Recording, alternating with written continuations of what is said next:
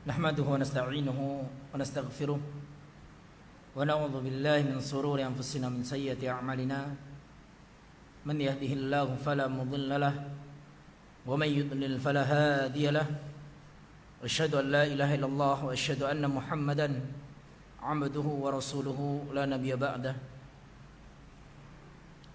قال الله تعالى في القرآن العظيم يا أيها الذين آمنوا اتقوا الله حق تقاته ولا تموتن إلا وأنتم مسلمون.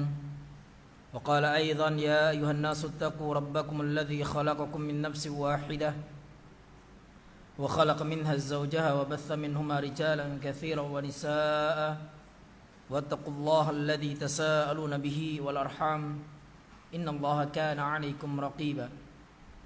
وقال أيضا يا أيها الذين آمنوا اتقوا الله وقولوا قولا سديدا يصلح لكم أعمالكم ويغفر لكم ذنوبكم ومن يطع الله ورسوله فقد فاز فوزا عظيما. أما بعد فإن أصدق الحديث كتاب الله وخير الهدي هدي محمد صلى الله عليه وسلم وشر الأمور محدثاتها فإن كل محدثة بدعة وكل بدعة ضلالة وكل ضلالة في النار.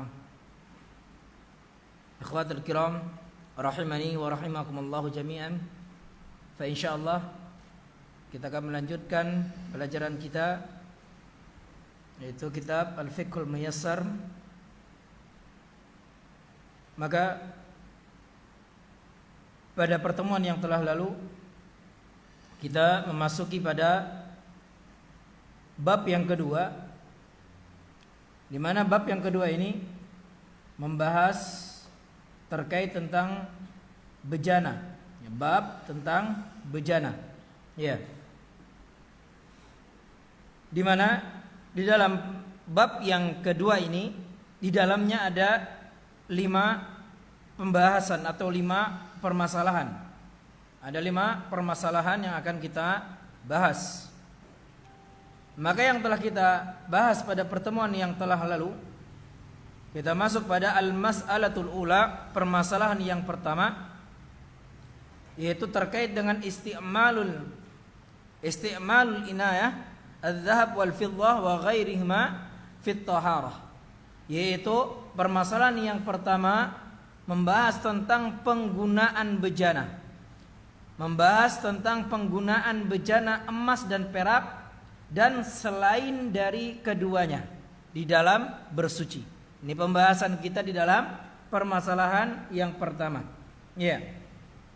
Dan di dalam permasalahan yang pertama ini, insyaallah kita akan menyebutkan 5 pembahasan. Ya, terkait padanya ada 5 pembahasan. Di mana pembahasan yang pertama kemarin kita sebutkan bahwasanya pembahasan yang pertama yaitu penggunaan bejana untuk bahan-bahan ya, atau bejana yang terbuat dari bahan-bahan yang tidak terlarang di dalam syariat. Ya, yaitu penggunaan bejana yang dia tidak terlarang di dalam syariat. Maka sebagaimana kita sebutkan kemarin, penggunaan bejana yang seperti ini ada 2 syarat. Yang dia tidak dilarang di dalam syariat itu ada 2 syarat.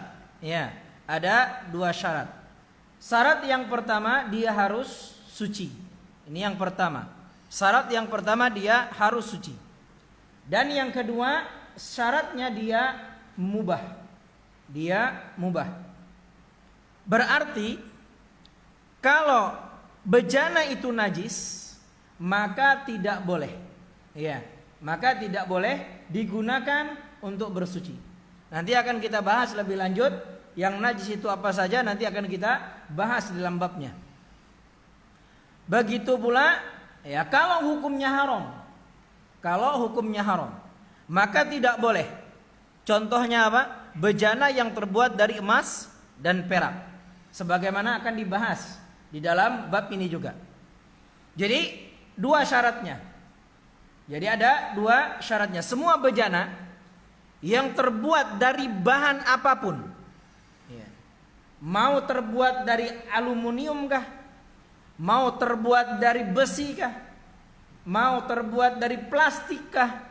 kulitkah? Nanti akan kita bahas terkait dengan kulit juga. Ya. Maka ya, jadi selama tidak ada dalil yang mengatakan bahan-bahan itu najis atau hukumnya haram, maka kembalikan kepada hukum asal. Kembalikan kepada hukum asal. Hukum asalnya apa? Mubah dan suci. Ini hukum asalnya. Jadi hukum bejana itu selama tidak ada dalil larangan dari Al-Quran dan Sunnah, maka hukumnya mubah dan suci. Ini ya yang sudah kita bahas. Kemudian ini pembahasan yang pertama di dalam permasalahan yang pertama ini.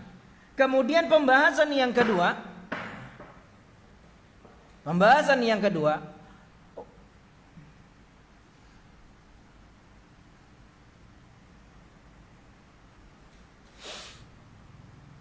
ma'ada aniyatud dhahab wal fiddah fa innahu yahrumul aklu wasyurbu fihima khasah duna sa'il isti'mal. Ya. Kemudian pembahasan yang kedua di dalam permasalahan yang pertama ini, kata mereka para ulama, kecuali bejana emas dan perak. Kecuali bejana yang dia terbuat dari emas dan perak. Kenapa? Karena sesungguhnya bejana emas dan perak ini diharamkan makan dan minum pada keduanya. Jadi diharamkan makan dan minum menggunakan bejana dari emas dan perak. Ini pembahasan yang kedua, yaitu hukum bejana emas dan perak untuk kita makan dan minum dengannya. Jadi kalau sekalian, ya kita makan menggunakan apa? Menggunakan piring dan gelas kan? Kita menggunakan makan menggunakan piring dan gelas kebanyakannya. Tapi bisa juga disebut bejana. Ya, jadi bisa juga disebut dia adalah bejana. Kan dia adalah wadah. Ya, piring gelas itu kan wadah. Piring wadah nasi, ya gelas wadah minum. Maka itu juga bisa disebut bejana, tempat penampungan. Jadi bejana ini juga mencakup piring dan gelas. Ya, mencakup piring dan gelas. Maka di sini ditegaskan hukumnya adalah haram. Hukumnya adalah haram, yaitu makan dan minum dengan menggunakan piring atau gelas yang terbuat dari emas dan perak. Yang terbuat dari emas dan perak. Dan ini adalah pendapat mayoritas ulama dari ulama 4 madhab. Ini pendapat mayoritas ulama dari ulama 4 madhab. Dan bahkan juga telah dinukilkan ijma'. Ya, ada kesepakatan hukumnya adalah haram. Tidak ada yang membolehkan. Sebagaimana yang dinukil oleh Al-Imam Ibnul Munzir, Ibnu Abdul Bar, Al-Imam Nawawi, dan Al-Imam Ibnu Taimiyah rahimahullahu ta'ala. Ya. Jadi para ulama ini mereka menukil adanya ijma'. Ya. Menukil adanya kesepakatan akan haramnya menggunakan piring atau cawan, gelas, bejana atau apapun untuk makan dan minum, ya, jikalau dia terbuat dari emas dan perak. Jikalau dia terbuat dari emas dan perak, maka hukumnya haram. Sepakat para ulama dari 4 mazhab, bahkan ada penukilan ijma', Jadi berdasarkan dalil di dalam kitab ini disebutkan 2 dalil. Ya, disebutkan 2 dalil. Dalil yang pertama berdasarkan sabda Nabi sallallahu alaihi wasallam, kata Nabi sallallahu alaihi wasallam, la tashrabu fil aniyati adh-dhahabi wal fiddah wa la ta'kulu fi sahafiha fa innaha lahum fid dunya wa lakum fil akhirah. Ya. Kata Nabi sallallahu alaihi wasallam, jangan kalian minum di bejana emas dan perak. Jangan kalian minum di bejana emas dan perak. Dan jangan kalian makan dengan menggunakan piring emas ataupun perak. Karena emas dan perak itu untuk orang-orang kafir di dunia dan untuk kalian di akhirat. Iya. Ini hadis yang sahih diriwayatkan oleh Imam Al-Bukhari dan juga Imam Muslim dari sahabat Hudzaifah Ibnu Yaman radhiyallahu taala anhu. Ya. Dan hadis ini pula menunjukkan kepada kita bahwa makan dan minum menggunakan piring atau gelas dari emas dan perak adalah dosa besar. Adalah dosa besar. Kenapa kita katakan dosa besar? Karena termasuk menyerupai orang-orang kafir. Ya, termasuk menyerupai orang kafir.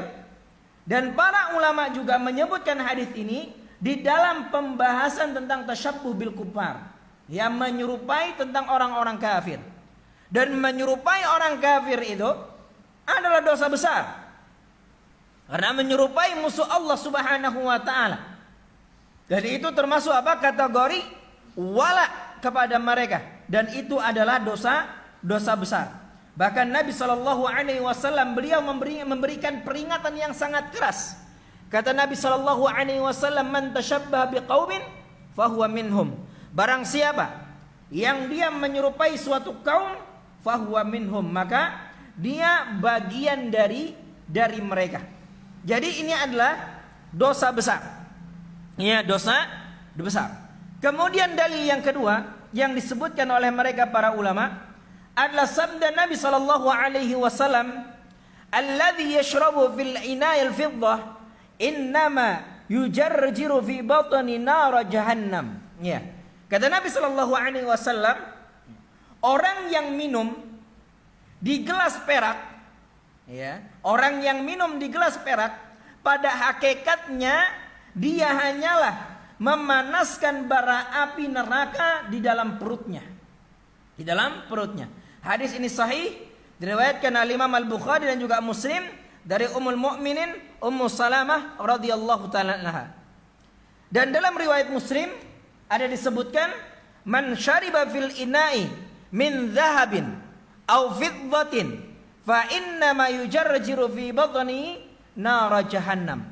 Barang siapa, kata Nabi, yang minum dengan menggunakan bejana dari emas dan perak, ya, dari emas dan perak. Jadi ini tambahan dalam riwayat Imam Muslim. Kalau dalam riwayat Al-Imam Al-Bukhari yang pertama tadi hanya disebutkan apa? Fiddah saja, hanya disebutkan perak saja. Di sini disebutkan lebih lengkap, yaitu disebutkan emas dan perak. Maka ya, hakikatnya dia hanya memanaskan perutnya dengan api neraka jahanam. Ya, dengan api dari neraka jahanam. Maka fahadha nasun ala tahrimil akli wasyurbi. Ya. Maka ini adalah nas, konteks yang tegas yang menunjukkan haramnya makan dan minum dengan menggunakan emas dan perak. Ya, dengan menggunakan bejana emas dan perak.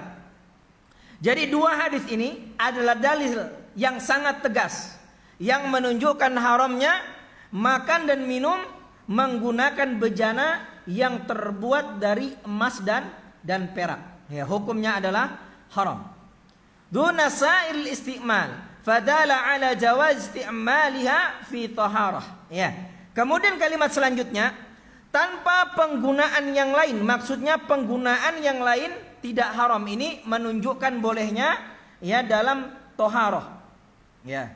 Ini kalau dicetakan yang terbaru, kalimat ini dihapus ya.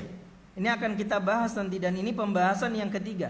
Disebutkan di cetakan yang lama, yaitu penggunaan emas dan perak untuk selain makan dan minum itu boleh. Itu pembahasan yang di cetakan yang terdahulu. Iya. Kalau cetakan yang terbaru, kalau yang punya kitabnya, yaitu sudah dihapus. Iya, sudah dihapus. Tapi kalau cetakan yang dahulu itu ya diperbolehkan. Ya, fadalla ala jawaz isti'maliha fit taharah. Ya. Nanti akan kita bahas, walaupun pembahasan insyaallah yang benar adalah ya tidak diperbolehkan. Ya. Wan nahyu amun yatanawalul ina'il khalis ya. Awil mumawwah bidzahabi ya awil fiddah awil ladzi fihi syai'un min dhahabi wal fiddah. Ya. Larangan dalam hadis ini bersifat umum, mencakup bejana yang murni terbuat dari emas dan perak atau disapuh dengan emas dan perak. Jadi pembahasan kita di sini, pembahasan emas dan perak di sini adalah umum. Hadis ini bersifat umum. Baik itu emas murni, perak murni, atau dia hanya apa? Sapuhan saja. Hanya sapuhan emas dan perak. Maka hadis ini larangannya mencakup keduanya. Atau pada bejana itu ada sedikit dari emas dan perak. Ya, atau pada bejana itu ada sedikit dari emas dan perak. Maka ini penting untuk dipahami. Larangan dalam hadis ini, ikhwah, dia adalah larangan hadis yang bersifat umum. Apakah dia emas, ya, murni, ataukah tercampur dengan zat yang lainnya? Contoh, emas putih misalnya. Contoh emas putih. Katanya emas putih itu aslinya adalah emas yang kuning. Kemudian ya disepuh ya. Disepuh dengan apa? Dengan semacam nikel, ya, dengan semacam nikel atau dengan yang sejenisnya. Sehingga apa? Permukaannya menjadi putih. Dia menjadi putih. Tapi aslinya dia adalah emas yang kuning. Jadi walaupun emasnya hanya sedikit, atau peraknya hanya sedikit, kalau itu untuk perhiasan, walau hanya ditambah sebuah ukiran kecil, misalkan bejananya terbuat dari besi ini, dan misalnya bejananya terbuat dari besi, tapi ada sebuah ukiran kecil, ya, dari emas dan perak, maka hukumnya haram untuk digunakan. Hukumnya haram untuk digunakan berdasarkan keumuman dalil. Dalil tidak memberikan pengecualian. Dalil di sini tidak memberikan pengecualian. Kalau emasnya sedikitkah? Ya boleh. Kalau peraknya sedikit boleh. Tapi hadis ini bersifat larangannya adalah umum. Ya, mau sedikitkah banyakkah? Pokoknya kalau dia dipakai maka tidak diperbolehkan. Ya. Sebagaimana juga hukum umum ini juga mencakup bagi laki-laki dan wanita. Mencakup bagi laki-laki dan wanita. Jadi keumuman dalil ini mencakup dua hal penting. Larangan menggunakan bejana dari emas dan perak. Yang pertama, apakah murni bejana emas dan perak? Ya. Yang pertama, apakah murni bejana emas dan perak? Apakah tidak murni, ya, bejananya, ya, aslinya terbuat dari besi, tapi ada hiasan dari emas dan perak, maka sama saja dalil melarang karena dalil bersifat umum. Kemudian yang kedua, keumumannya juga mencakup laki-laki dan wanita. Maka yang dibolehkan bagi wanita itu hanya untuk perhiasan, bukan untuk makan dan minum. Yang diperbolehkan itu hanya untuk perhiasan. Ini pun, diingat, ini pun bagi perempuan hanya untuk dilihat oleh suaminya ataupun mahramnya. Ya, jadi jangan, ya, kebanyakan orang mantang-mantang bawa apa? Emas boleh bagi perempuan, kerincingan di tangan, cing.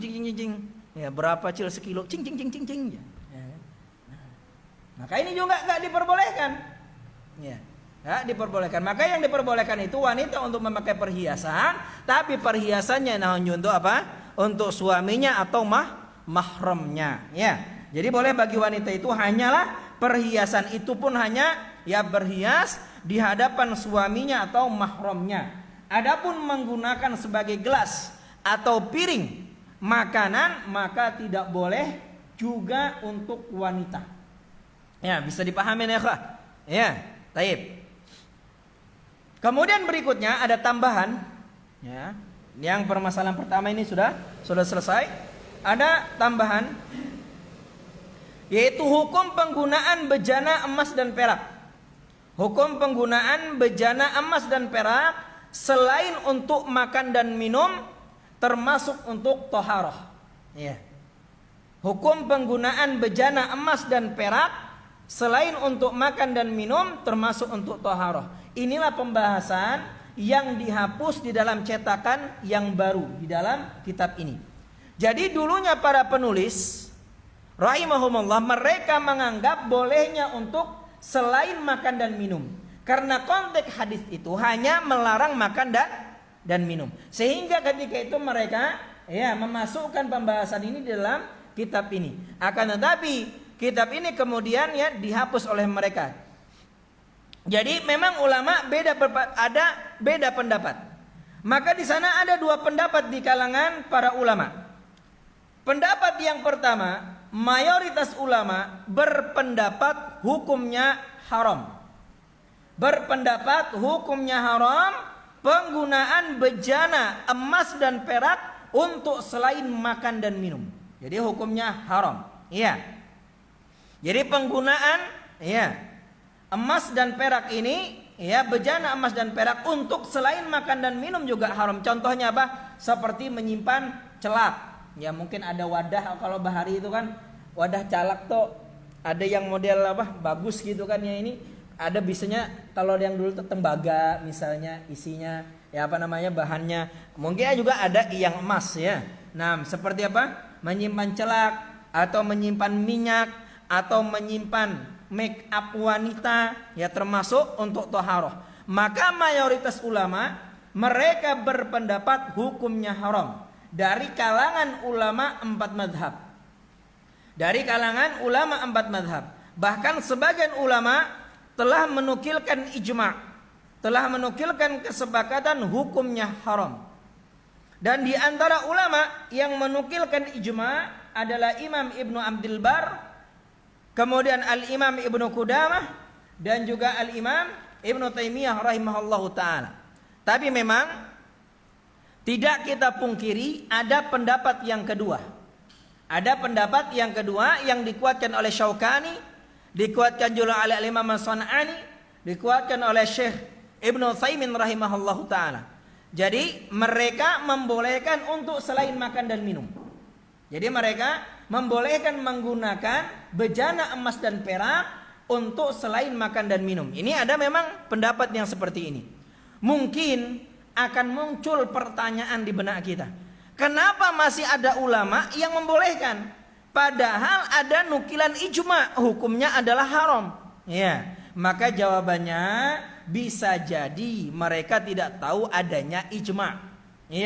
Bisa jadi karena mereka tidak tahu adanya ijma. Mereka juga manusia kan? Seperti misalnya apa? Al-Imam Ibnu Hazm.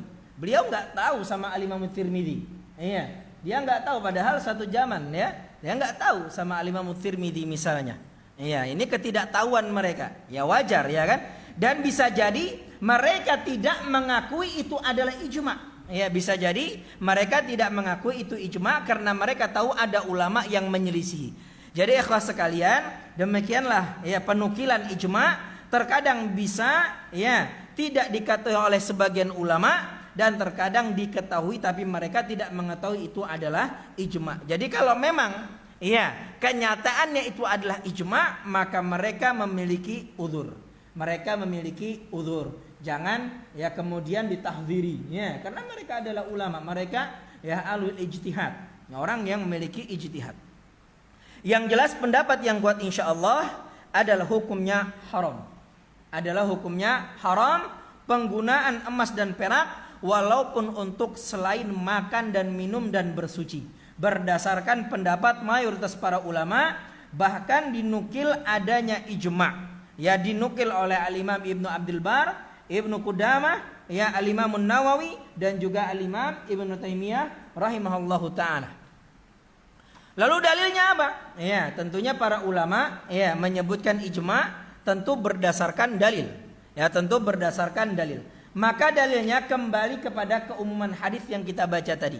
Kembali kepada keumuman hadis yang kita baca tadi, yaitu hadis yang melarang makan dan minum dengan menggunakan emas dan perak. Yaitu ada 2 hadis yang kita sebutkan tadi kan? La tashrabu fil aniyad dhahab wal fiddah wa la ta'kulu fi sahafi fa innaha lahum fid dunya wa lakum fil akhirah. Ada 2 hadis yang disebutkan.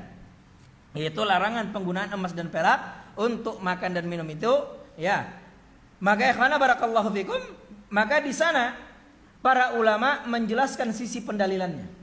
Para ulama mereka menjelaskan sisi pendalilannya. Larangan penggunaan emas dan perak. Larangan penggunaan emas dan perak untuk makan dan minum itu bukan pengkhususan, kata mereka. Itu bukan pengkhususan. Lalu kenapa hanya disebutkan untuk makan dan minum saja? Kenapa Nabi tidak mengatakan jangan kalian berwudu dengan bejana emas dan perak? Tapi di dalam hadis ini Nabi hanya melarang apa? Makan dan minum dengan bejana emas dan perak. Maka kata mereka di sini bukan ya pengkhususan hanya bejana emas dan perak saja. Maka sebagian ulama mereka menyebutkan di sini ada kaidah yang penting. Ya, mereka menyebutkan ada kaidah ma'ul liqabihil hukmu ya liqaunihi aghlab fa innahu la yaqtadi takhsisahu bihi. Hukum yang dikaitkan dengan sesuatu yang banyak dilakukan maka itu tidak berkonsekuensi terhadap pengkhususan. Ya.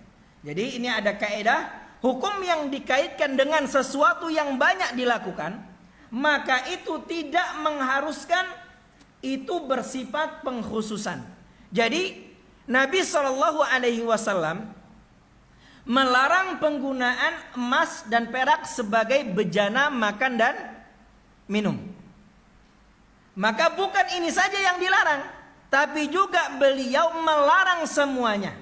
Namun, ya, itulah yang paling banyak dipakai, yaitu piring dan bejana tadi ini yang paling banyak dipakai. Ya. Jadi bukan berarti untuk selain makan dan minum itu diperbolehkan. Lalu kenapa hanya disebut makan dan minum? Karena itu yang paling banyak dilakukan. Ini alasan yang pertama. Kenapa para ulama ya yang mereka juga menukilkan ijma berpendapat haram, yaitu penggunaan emas dan perak untuk selain makan dan minum. Karena mereka memahami Rasulullah Shallallahu Alaihi Wasallam hanya melarang penggunaan emas dan perak untuk makan dan minum, bukan dikhususkan untuk makan dan minum saja. Tapi karena itu yang paling banyak dilakukan oleh manusia, yaitu mereka makan dan minum dengan menggunakan bejana dari emas dan perak, sehingga Nabi melarangnya. Ya, ini alasan yang pertama. Alasan yang kedua adalah dalil mereka adalah memakai kias. Dalil mereka adalah memakai kias. Apabila untuk makan dan minum saja dilarang, iya. Makan dan minum saja dilarang, apalagi untuk selain makan dan minum. Ya, makan dan minum itu kan lebih dibutuhkan. Makan dan minum ini kan lebih dibutuhkan daripada toharoh. Ya, maka kalau makan dan minum saja dilarang, kata mereka, maka selain itu tentu lebih dilarang lagi. Jadi ini alasan dari mayoritas para ulama kenapa mereka berpendapat bahwa penggunaan bejana emas dan perak ya untuk selain makan dan minum hukumnya juga haram. Hukumnya juga haram. Kemudian sedikit kita tambahkan pembahasan.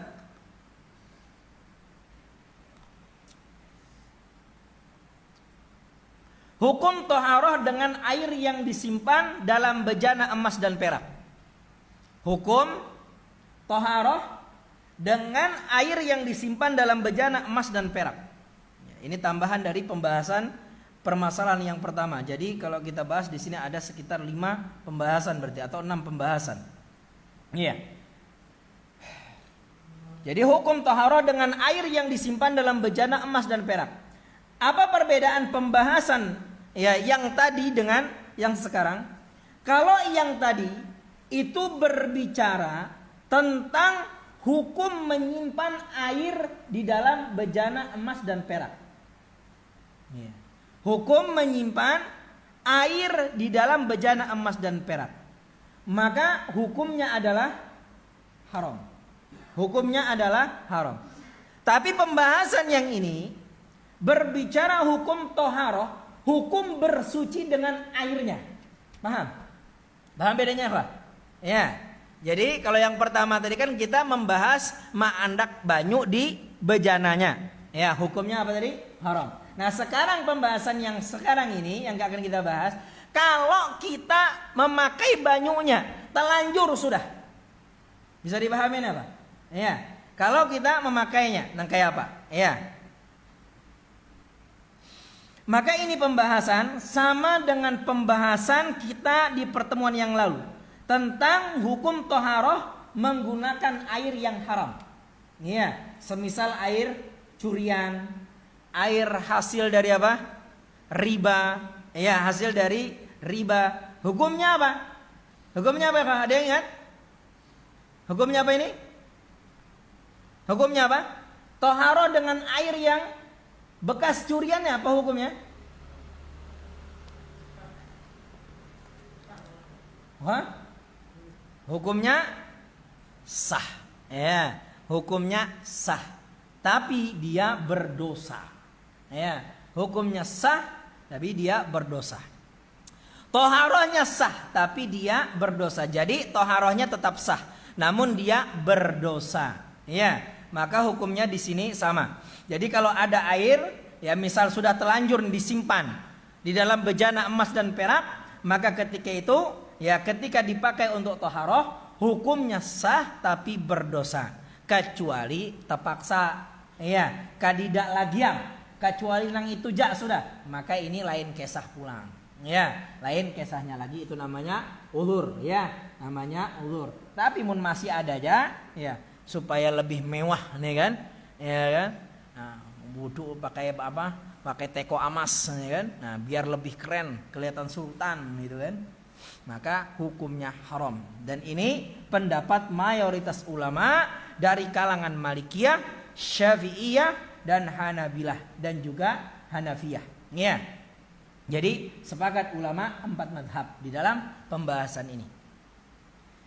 Kemudian kita masuk permasalahan yang kedua, al-mas'alatu tsaniyah. Ya, permasalahan yang kedua dari bab yang kedua.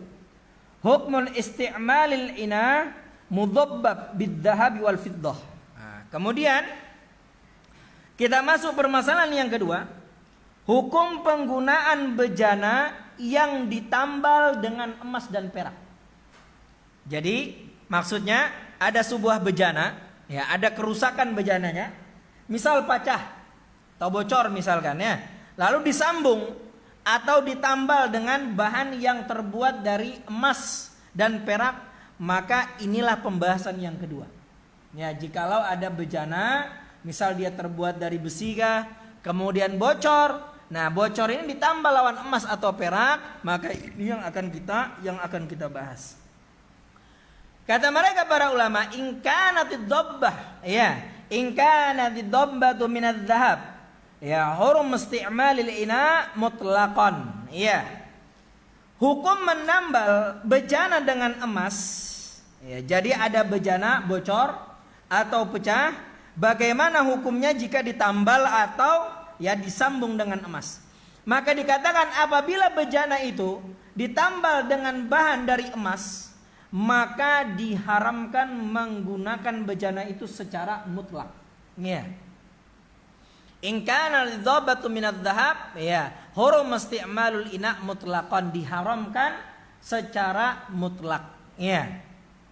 Diharamkan secara mutlak. Lidukhulihi tahta umumin nas. Ya.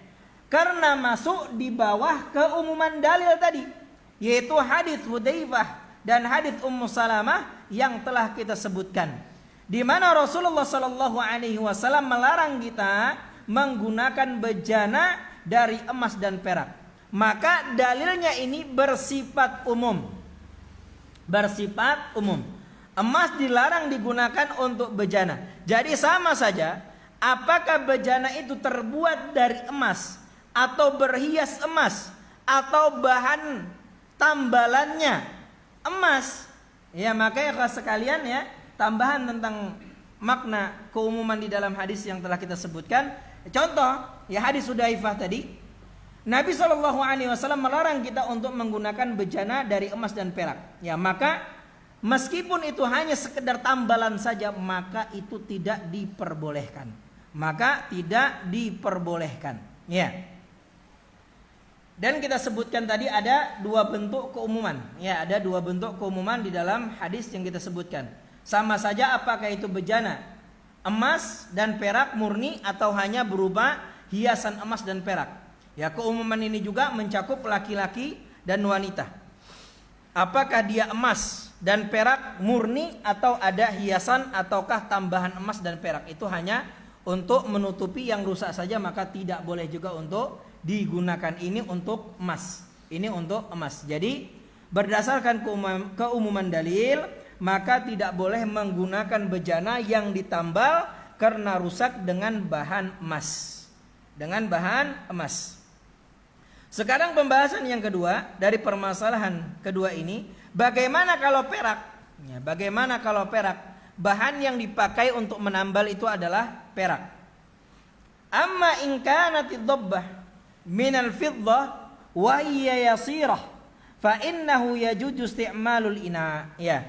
Adapun kata mereka, apabila tambalan itu dari bahan perak dan hanya kecil, ya, tambalannya tuh perak cuma sedikit saja, tidak banyak, maka hukumnya boleh. Maka hukumnya boleh menggunakan bejana tersebut. Jadi ini pembahasan kedua. Jadi apabila tambalan itu dari bahan perak dan dia tidak banyak, tidak mendominasi, maka hukumnya boleh. Maka hukumnya boleh. Ya, maka hukumnya diperbolehkan berdasarkan hadis dari Anas bin Malik radhiyallahu taala anhu, ya, beliau berkata, ya, in kasara qadahu Rasulullah sallallahu alaihi wasallam fattakhadha makana asy-sya'bi silsih, ya, silsih min fiddah. Ya, dari Anas bin Malik radhiyallahu taala anhu, beliau berkata, bejana Rasul sallallahu alaihi wasallam pecah, maka beliau menutupi bagian yang pecah tersebut dengan rangkaian dari perak. Ya, dengan rangkaian dari perak. Hadis ini sahih, diriwayatkan oleh Al-Imam Al-Bukhari rahimahullahu taala. Jadi pembahasan yang kedua, apabila ya terbuat dari perak tambalannya, nah maka boleh menggunakan bejana tersebut. Dan ini juga pendapat mayoritas ulama dari kalangan Hanafiyah, Syafi'iyah dan Hanabilah. Adapun Malikiyah mereka menyelisihinya. Dan hadis Anas bin Malik ini adalah dalil pengkhususan. Ingat, hadis Anas bin Malik ini adalah dalil pengkhususan. Jadi kita ada keumuman hadis. Hadis apa? Hadis Hudzaifah. Hadis Hudzaifah, ya, melarang, ya, yang diriwayatkan Al-Imam Al-Bukhari dan juga Muslim, melarang penggunaan bejana emas dan perak secara umum. Maka dalam hadis Anas bin Malik ini pengkhususan. Ada pengkhususan. Jadi kalau tambalan bejana kecil saja dari perak, maka diperbolehkan. Ya, karena Nabi Shallallahu alaihi wasallam menggunakan perak untuk menyambung bejana beliau yang pecah. Adapun emas, maka tidak ada dalil yang mengkhususkannya. Jadi kalau emas mau sedikit banyak, tetap dia adalah haram untuk digunakan. Tapi kalau perak, di sini ada pengkhususan. Kalau dia tidak mendominasi peraknya, maka tidak jadi masalah. Kalau hanya sedikit saja, maka tidak dimasalahkan untuk dipakai. Ini, ya, yang dikuatkan di dalam pembahasan ini. Kemudian kita masuk permasalahan yang ketiga, yaitu tentang bejananya orang-orang kafir. Ya, permasalahan yang ketiga yaitu permasalahan tentang bejananya orang-orang kafir. Nah, ini pembahasan yang ketiga, hukum menggunakan bejana milik orang-orang kafir. Maka di sini ada 3 pembahasan. Di dalam permasalahan yang ketiga ini ada 3 pembahasan. Pembahasan yang pertama, al-aslu fil inayatil kuffar hillun. Ya. Pembahasan yang pertama, hukum asal pada bejana orang-orang kafir itu adalah halal. Hukum asal pada bejana orang-orang kafir itu adalah halal. Halal di sini maknanya boleh dan suci.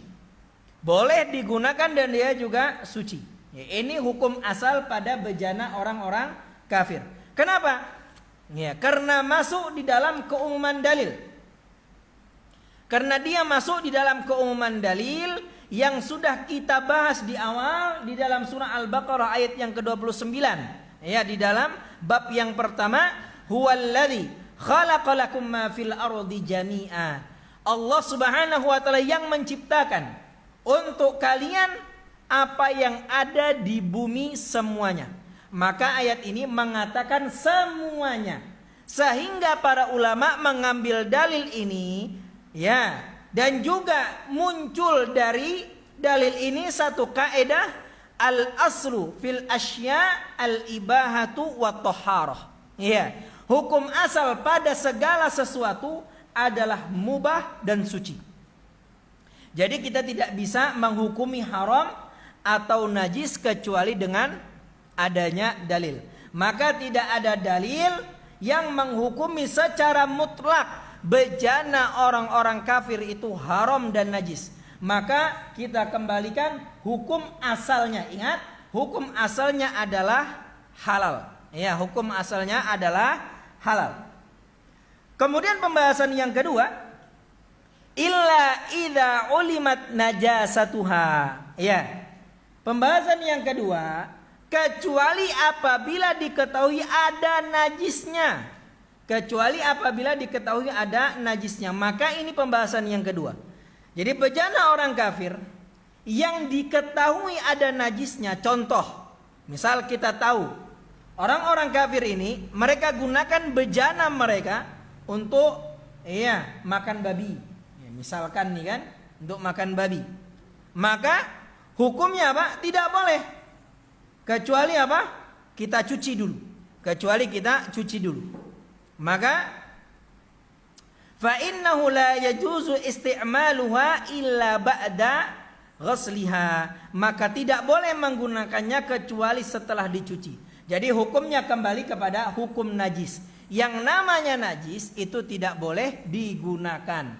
Atau bejana yang mengandung najis tidak boleh digunakan. Tapi kalau kita cuci dulu maka diperbolehkan. Ya.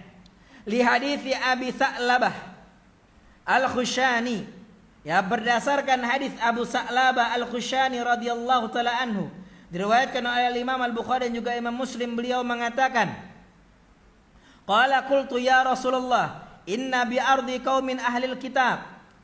Aku berkata, wahai Rasulullah, sesungguhnya kami berada di satu negeri, suatu kaum dari kalangan ahlul kitab. Afanakul fi aniyatihim. Ya, bolehkah kita makan dengan menggunakan bejana-bejana mereka? Maka kata Nabi SAW, la ta'kulu fiha illa alla tajidu ghairaha faghsiluha thumma kulu fiha. Maka kata Nabi SAW, jangan kalian makan pada bejana-bejana mereka kecuali kalian tidak mendapatkan bejana yang lain. Kemudian setelah cucilah bejana itu, kemudian makanlah dengan bejana-bejana mereka. Jadi ini hadis yang membolehkan penggunaan bejana orang-orang kafir dengan syarat, ingat, dengan syarat tidak mengandung najis. Dan dengan hadis ini pula Rasulullah SAW memberi saran, memberikan isyarat, memberikan saran kepada kita. Hendaknya kita itu cari dulu bejana yang lain selain milik mereka. Ya, selain milik mereka. Maka apabila tidak ditemukan bejana selain bejana mereka, maka dengan syarat harus dicuci terlebih dahulu. Bisa dipahami ya, Pak? Karena Nabi di sini apa? La ta'kulu fiha. Jangan kalian makan pada bejana mereka. Ya, illa, ya, kecuali alla tajidu. Ya, kecuali kan tidak lain lagi ya. Artinya apa? Kamunnya ada nang lain tuh nang lain aja dulu gitu nah. Ya, jangan makai mantang-mantang boleh tadi habis semua di bawah aja. Ya kan? Ada aja nang lain paribasanya, ya makai nang itu juga. Maka ini syaran dari Nabi sallallahu alaihi wasallam. Jadi ini hadis membolehkan penggunaan bejana orang-orang kafir dengan syarat tidak mengandung najis. Iya.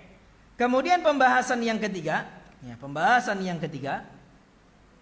amma idza lam ta'lam najasatuha bi ayyakuna ahluha ghairu ma'rufina bimubasyaratin najasah fa innahu yajuzu isti'maluha. Ya. Adapun jika bejana orang kafir itu tidak diketahui najisnya, yaitu orang-orang kafir tersebut tidak diketahui sebagai orang-orang yang suka menyentuh najis misalkan, yaitu jenis orang kafir yang tertentu, yang dia tidak makan babi misalkan. Kalau orang Yahudi itu kan ada Yahudi apa gitu, dia nggak mau makan babi. Ya, dia nggak mau makan babi karena haram bagi mereka juga. Iya, maka bahwa mereka tidak menggunakan bejana tersebut untuk makan yang najis.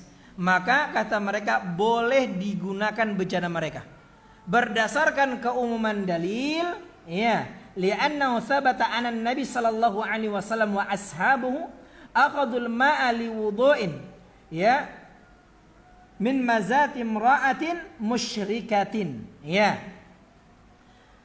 berdasarkan keumuman dalil atau kaidah asal, yaitu boleh menggunakan bejana mereka, ditambah lagi ada dalil secara khusus, dan di sini disebutkan dua dalil. Yang pertama, karena telah sahih bahwa Nabi Shallallahu Alaihi Wasallam dan para sahabat beliau mengambil air untuk wudhu dari bejana milik seorang wanita musyrik. Ya, dari wanita musyrik. Sebagaimana hadis yang diriwayatkan oleh Imam Al-Bukhari dan juga Muslim dari sahabat Imran bin Husain radhiyallahu taala anhuma. Kenapa digunakan oleh Nabi dan para sahabat? Karena diketahui dia tidak najis. Ya, tidak memakainya untuk sesuatu yang najis. Kemudian dalil yang kedua,